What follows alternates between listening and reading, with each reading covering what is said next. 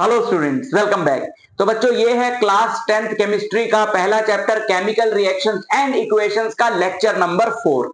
पहले दो लेक्चर्स में हमने बेसिक कॉन्सेप्ट्स पढ़े थे जो क्लास 10th की केमिस्ट्री को समझने के लिए आपको आने चाहिए, जो कि 9th के कॉन्सेप्ट्स थे। उसके बाद पिछले लेक्चर में, यानी जब हमने इस चैप्टर को स्टार्ट किया, तो हमने ये पढ़ा था कि केमिकल रिएक्शंस क्या होते हैं। केमिकल रिएक्शंस के बारे में हमने थोड़ा सा इंट्रोडक्शन लिया था, और आज हम लोग बात करने वाले हैं कैरेक्टरिस्टिक्स ऑफ केमिकल रिएक्शंस के बारे में, कि हमको पता कैसे चलेगा कि केमिकल रिएक्शन जो है वो हुआ है। ठीक है, तो इस पर्टिकुलर बैच में आपको पूरा सिलेबस करवाया जाएगा क्लास 10th साइंस का, सीबीएसई बोर्ड का। और अगर आप क्लास 10 साइंस की बहुत बढ़िया प्रिपरेशन करना चाहते हो तो आप इस कोर्स के साथ जुड़ सकते हो। डेली 8 बजे इस चैनल पे Monday to Friday lecture upload होता है, और एक टॉपिक उसमें आपको डिटेल में करवाया जाता है। कॉपी पेन लेकर अपना साथ में बैठ जाना और पूरा सिलेबस साथ साथ मेरे आप प्रिपेयर कर सकते हो। साथ ही अगर इससे रिलेटेड आपको स्टडी मटेरियल चाहिए तो Mandeep education academy app download कर लो गूगल प्ले स्टोर से, या फिर Mandeep education academy Telegram channel join कर लो। दोनों का लिंक डिस्क्रिप्शन में दिया हुआ है, स्टडी मटेरियल आप वहां से पा सकते हो। तो शुरू करते हैं बच्चों। हमको पता कैसे चलता है कि कोई केमिकल रिएक्शन हुआ है? कोई कैरेक्टरिस्टिक होगी, देख के कैसे पता चलेगा कि हाँ यहां पे केमिकल रिएक्शन हुआ है? तो 5 कैरेक्टरिस्टिक्स की हम यहां पर बात करेंगे, जो कि बहुत ही ज्यादा इंपॉर्टेंट है। इसके अंदर कुछ इंपॉर्टेंट कॉन्सेप्चुअल क्वेश्चंस कवर होने वाले हैं, जिन पे बहुत क्वेश्चन आता है स्कूल एग्जाम्स में और बोर्ड एग्जाम्स में। शुरू करते हैं बच्चों। केमिकल रिएक्शन के होने का पहला कैरेक्टरिस्टिक है एवोल्यूशन ऑफ गैस। अगर कोई गैस इवॉल्व हो रही है आपके केमिकल रिएक्शन में, आपके प्रोसेस में, केमिकल रिएक्शन तो अभी हमें पता ही नहीं है कि वो है या नहीं, आपके प्रोसेस में अगर एक गैस इवॉल्व हो रही है तो आप ये समझ जाओ कि वो प्रोसेस जो है वो केमिकल रिएक्शन है। इसका मैं आपको एक एग्जांपल देता हूं। अगर आप डाइल्यूट सल्फ्यूरिक एसिड लो और उसके अंदर जिंक ग्रैन्युअल्स यानी जिंक के छोटे छोटे पीसेस को डाल दो, तो थोड़ी देर बाद आप देखोगे कि इसमें से एक गैस इवॉल्व होने लगी। और अगर आपने इसको एक कोनिकल फ्लास्क में रिएक्शन को किया है, और कोनिकल फ्लास्क ऊपर से बंद है, कॉर्क से आपने उसको बंद किया है और एक छोटी सी ग्लास ट्यूब लगा दी है, तो आप थोड़ी देर बाद देखोगे कि इस ग्लास ट्यूब से गैस जो है वो एक बाहर आएगी। और अगर आप उस गैस के पास एक जलती हुई कैंडल लेके आओगे तो ये गैस पॉप साउंड के साथ बर्न करेगी। पॉप पॉप पॉप साउंड के साथ बर्न करेगी। पॉप साउंड के साथ बर्न करना कैरेक्टरिस्टिक है हाइड्रोजन की। इससे हमको यह पता चलता है कि जब जिंक के पीसेस डाइल्यूट सल्फ्यूरिक एसिड में डाले जाते हैं तो एक गैस इवॉल्व होती है, और गैस इवॉल्व हुई है तो इसका मतलब है कि केमिकल रिएक्शन हुआ है। केमिकल रिएक्शन यहां पे कौन सा हुआ है उसका थोड़ा सा मैं आइडिया आपको दे देता हूं बच्चों। जिंक जब रिएक्ट करता है H2SO4 यानी कि सल्फ्यूरिक एसिड से, तो जिंक सल्फेट और हाइड्रोजन गैस इवॉल्व होती है।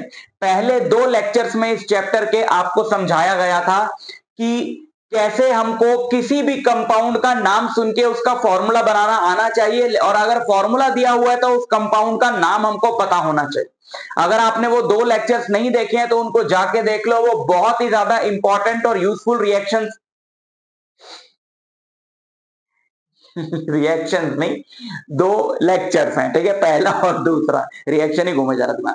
पहला और दूसरा जो है वो बहुत ही ज्यादा इंपॉर्टेंट लेक्चर्स हैं। क्लास 10th की केमिस्ट्री को स्टार्ट करने से पहले वो दोनों लेक्चर्स देखने बहुत जरूरी हैं, उससे पहले स्टार्ट मत करना।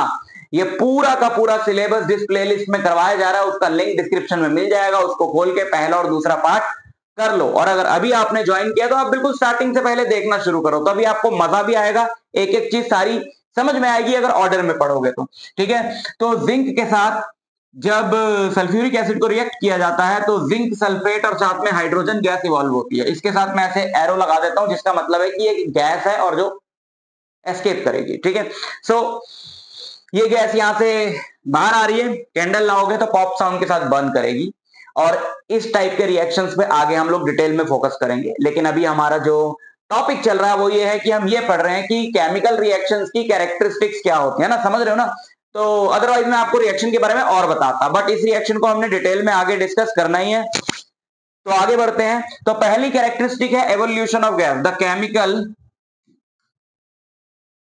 The chemical reaction between zinc and dilute hydrochloric acid is characterized by the evolution of carbon dioxide gas. Carbon dioxide नहीं, हाइड्रोजन गैस। यहाँ पे टाइपिंग में थोड़ा सा मिस्टेक हो गया, मिस्टेक को करेक्ट कर लिया जाए। ओ खुद ही छुप गया। ओ यार एग्जैक्टली उतना ही छुपा। बोर्ड को भी बता, देखो यहाँ पे मिस्टेक हुई है ना। Hydrogen gas. तो पहला कैरेक्टरिस्टिक क्या है कि अगर गैस इवॉल्व हुई है तो केमिकल रिएक्शन है। दूसरा कैरेक्टरिस्टिक है फॉर्मेशन ऑफ प्रेसिपिटेट। प्रेसिपिटेट क्या होता है बच्चों? प्रेसिपिटेट होता है एक सॉलिड सब्सटेंस जो एक केमिकल रिएक्शन में बनता है और जिस कंटेनर में, फ्लास्क में, टेस्ट ट्यूब में आप उस केमिकल रिएक्शन को कर रहे हो, बीकर में, उसके बॉटम में वो आपको सॉलिड सब्सटेंस पड़ा हुआ मिलता है। इनसॉल्यूबल मतलब जो भी आपके रिएक्शन के अंदर सॉल्वेंट्स है उनमें डिसॉल्व नहीं होगा, पर पहले से प्रेजेंट नहीं होगा। रिएक्टेंट्स आपने जो लिए हैं उनमें कोई भी इनसॉल्यूबल सब्सटेंस प्रेजेंट नहीं है। जब आपने केमिकल रिएक्शन किया तो आप देख रहे हो कि एक सॉलिड सब्सटेंस बॉटम में आपको पड़ा हुआ मिल रहा है। इस तरह के सब्सटेंस को हम लोग बोलते हैं प्रेसिपिटेट, शॉर्ट में बोलते हैं पीपीटी। आपको कहीं पे पीपीटी लिखा हुआ मिले इस चैप्टर के अंदर तो उसको पावर पॉइंट प्रेजेंटेशन मत समझ लेना, उसका मतलब है प्रेसिपिटेट। ठीक, तो दूसरा जो इंपॉर्टेंट कैरेक्टरिस्टिक है केमिकल रिएक्शन का, that is the formation of precipitate. In chemical reactions, a precipitate refers to a solid substance that forms when two liquid solutions react together. This solid substance typically appears as tiny particles in the solution, eventually settling at the bottom of the container. देखो, जो आपको bottom में solid substance मिलेगा that is precipitate, लेकिन वो पूरा का पूरा ऑब्वियसली सॉलिड एक साथ तो नहीं बना होगा। जब आपका केमिकल रिएक्शन हो रहा है तो एक सॉलिड सब्सटेंस के टाइनी पार्टिकल्स बन रहे हैं और वो पार्टिकल्स बॉटम में सेटल डाउन होते जा रहे हैं और फाइनली आपको एक सॉलिड इनसॉल्युबल प्रेसिपिटेट कंटेनर के अंदर बॉटम में मिलेगा। इसका एक एग्जांपल है the chemical reaction between potassium iodide. Potassium iodide होता है आपका KI। पूरा केमिकल रिएक्शन चलो मैं लिख देता हूं अभी, ठीक है, पूरा केमिकल रिएक्शन हम लिख देते हैं यहां पे। The chemical reaction between potassium iodide and lead nitrate is characterized by the formation of yellow PPT of lead iodide। बच्चों देखो, आप अगर lead nitrate लो PbNO3 whole twice, ये फर्स्ट और सेकंड लेक्चर से आपको आ जाएगा सारे कंपाउंड्स बनाना, ठीक है। PbNO3 whole twice plus potassium iodide, तो ये आपको देगा lead iodide PbI2 plus KNO3 potassium nitrate. ठीक, तो ये जो आपका लेड आयोडाइड है ये एक येलो कलर का सॉलिड होता है। ये जो लेड आयोडाइड है ये येलो कलर का सॉलिड होता है और ये फाइनली इवेंचुअली बॉटम के बीकर के बॉटम में सेटल डाउन हो जाता है केमिकल रिएक्शन होने के बाद। यहाँ पे एक्चुअल फोटोग्राफ आप देख सकते हो कि यहाँ पे आपके पास इस बीकर के अंदर आपके पास लेड नाइट्रेट है। लेड नाइट्रेट में आपने ये डाला पोटेशियम आयोडाइड और आप देख रहे हो डालते यहां पे येलो कलर हो गया और थोड़ी देर बाद आप देख रहे हो कि बॉटम में एक येलो पीपीटी जो है वो आपको मिलेगा, एक येलो सॉलिड मिलेगा, that is the lead iodide. तो दूसरा जो हमारा कैरेक्टरिस्टिक है केमिकल रिएक्शन का वो है द फॉर्मेशन ऑफ प्रेसिपिटेट। तीसरा चेंज इन कलर। आप देख रहे हो कि कोई केमिकल रिएक्शन हुआ है और कलर में कुछ चेंजेस आए हैं तो आप समझ जाओ कि उसमें भी मतलब कोई प्रोसेस हो रहा है और कलर चेंज होता हुआ आपको दिखाई दे रहा है तो आप समझ जाओ कि कोई केमिकल रिएक्शन हुआ है। एक तो बहुत बढ़िया एग्जांपल आपके सामने ही है। ऐसा नहीं होगा कि इन जो 5 आपको कैरेक्टरिस्टिक्स बता रहा हूं इन पांचों में से कोई एक ही कैरेक्टरिस्टिक होगी, ऐसा नहीं होगा। कोई एक कैरेक्टरिस्टिक नहीं होगी, एक से ज्यादा भी हो सकती है। फॉर एग्जांपल जैसे ये वाला केमिकल रिएक्शन है, इसमें हट जाता हूं मैं, देख लो आप, ये वाला केमिकल रिएक्शन है, इसमें पीपीटी तो बना ही है लेकिन साथ ही साथ कलर भी चेंज हुआ है ना, तो 2 चीजें हो गई। तो चेंज इन कलर का अगर हम और एग्जांपल लें, ये एग्जांपल तो आपके सामने है ही, चेंज इन कलर का अगर हम और एग्जांपल लें तो chemical reaction between citric acid and purple coloured potassium permanganate, citric acid is C6H8O7, potassium permanganate is KMnO4। इन दोनों के बीच में जो केमिकल रिएक्शन होता है उसमें कलर पर्पल से कलरलेस जो है वो चेंज हो जाता है। ये जो आपका पोटेशियम परमैंगनेट है ये पर्पल कलर का होता है और जब फाइनल प्रोडक्ट्स बनते हैं तो वो कलरलेस होते हैं। ठीक है, तो पर्पल कलर जो है इस वाले में देखो, एक एक नंबर के ये एमसीक्यूज वगैरह में बहुत आते हैं क्वेश्चन। तो पर्पल कलर का आपका जो पोटेशियम परमैंगनेट है इस रिएक्शन के होते ही जैसे उसमें सिट्रिक एसिड डाला जाएगा एक आपको कलरलेस प्रोडक्ट मिलेगा। और एग्जांपल देखो,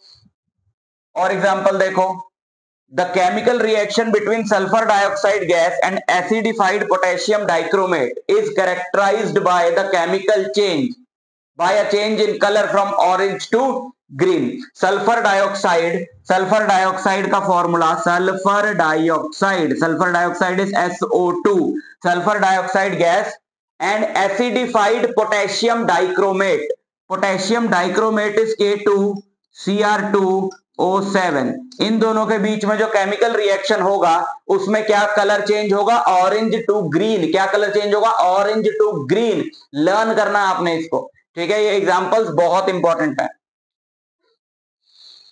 चेंज इन टेम्परेचर का चेंज होना is also a very important characteristic of a chemical reaction. बहुत ही ज्यादा इंपॉर्टेंट एग्जाम्पल यहां पे मैं आपको बता रहा हूं बच्चों। पहले तो आप ये सुनो कि चेंज इन टेम्परेचर के बेसिस पे there are two types of reactions, endothermic reactions and exothermic reactions. Endothermic reactions वो होते हैं जो हीट एब्जॉर्ब करते हैं और टेम्परेचर डाउन हो जाता है फिर प्रोडक्ट्स का। और एक्सोथर्मिक रिएक्शंस वो होते हैं जिनमें हीट निकलती है, हीट इवॉल्व करते हैं। एक्सो मतलब बाहर, एंडो मतलब अंदर। तो हीट अंदर ले रहे हैं या हीट बाहर निकाल रहे हैं। एक्सोथर्मिक वो जो हीट बाहर निकाल रहे हैं, और अगर हीट बाहर निकालेगा तो ऑब्वियसली जो प्रोडक्ट्स बनेंगे उनका टेम्परेचर हायर होगा। ठीक है, तो टेम्परेचर चेंज होना भी एक इंपॉर्टेंट कैरेक्टरिस्टिक है केमिकल रिएक्शन का। बहुत ही ज्यादा इंपॉर्टेंट एग्जांपल यहां पे बता रहा हूं। The chemical reaction between quicklime and water to form slaked lime is characterised by a rise in temperature. बच्चों एक बहुत इंपॉर्टेंट रिएक्शन बता रहा हूं, CaO का नाम है कैल्शियम ऑक्साइड, है ना, कैल्शियम ऑक्साइड इसका केमिकल नेम है। इस वाले रिएक्शन से बहुत क्वेश्चन आते हैं। केमिकल नेम है इसका कैल्शियम ऑक्साइड और इसका कॉमन नेम है क्विकलाइम। क्या है, क्विकलाइम। और अगर आप इसमें पानी डालो तो आपको मिलेगा कैल्शियम हाइड्रो ऑक्साइड CaOH2। इसका नाम है कैल्शियम, देखो कैल्शियम है और OH लिखा है ना, OH जो है वो हाइड्रो ऑक्साइड होता है। कैल्शियम हाइड्रो ऑक्साइड जिसका नाम है slaked lime.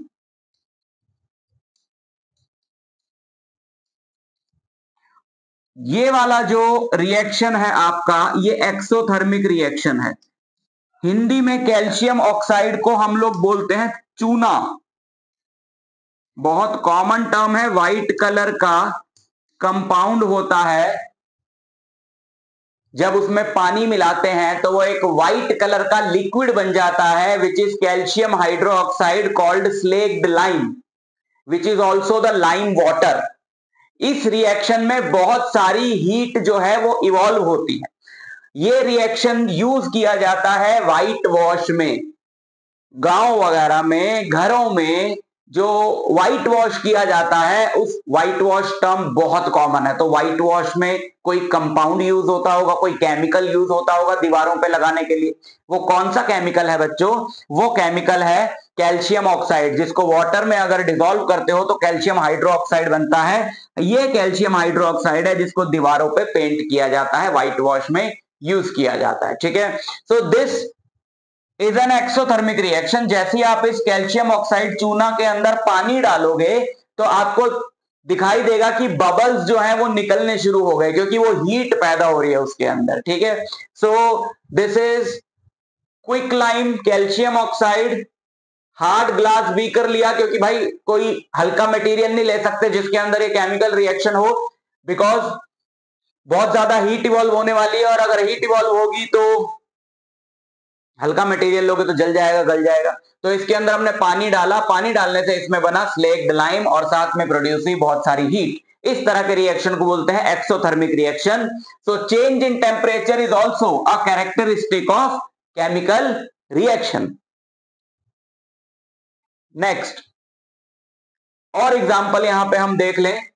The chemical reaction between zinc granules and sulfuric acid is also characteristic by rise in temperature। जो सबसे पहला आपको रिएक्शन बताया था, जो सबसे पहला रिएक्शन बताया था जिसमें हाइड्रोजन गैस इवॉल्व हुई थी, मैंने बोला ना एक ही रिएक्शन में जरूरी नहीं है, एक ही रिएक्शन में जरूरी नहीं है कि एक ही जो कैरेक्टरिस्टिक हो इसमें से वही वाला आपको रिएक्शन दिखाए, और भी कैरेक्टरिस्टिक है वो दिखा सकता है। ठीक है, सो ये वाला जो रिएक्शन है जिसमें हमने जिंक ग्रैन्युल्स डाले थे सल्फ्यूरिक एसिड में, इस वाले के अंदर भी क्या होता है कि हीट इवॉल्व होती है जब ये केमिकल रिएक्शन होता है। Next example, the chemical reaction between barium hydroxide and ammonium chloride to form barium chloride and ammonia and water. देखो बच्चों, the chemical reaction between barium hydroxide होता है BaOH2 प्लस अमोनियम क्लोराइड होता है NH4Cl। पहले दोनों रिएक्शंस, फिर reactions, पहले दोनों लेक्चर्स देखने पे आपको ये सारे कंपाउंड्स के नाम जो है वो आ जाए। मैं बार बार बता रहा हूं क्योंकि वो दोनों लेक्चर्स आपके लिए बहुत इंपॉर्टेंट है। अगर आपने वो लेक्चर्स नहीं देखे हैं तो फटाफट से देख लो। अब बेरियम हाइड्रोक्साइड और अमोनियम क्लोराइड को डाला और बना barium chloride, ammonia and water. Barium chloride is BaCl2, ammonia is NH3 और साथ में बना वाटर H2O।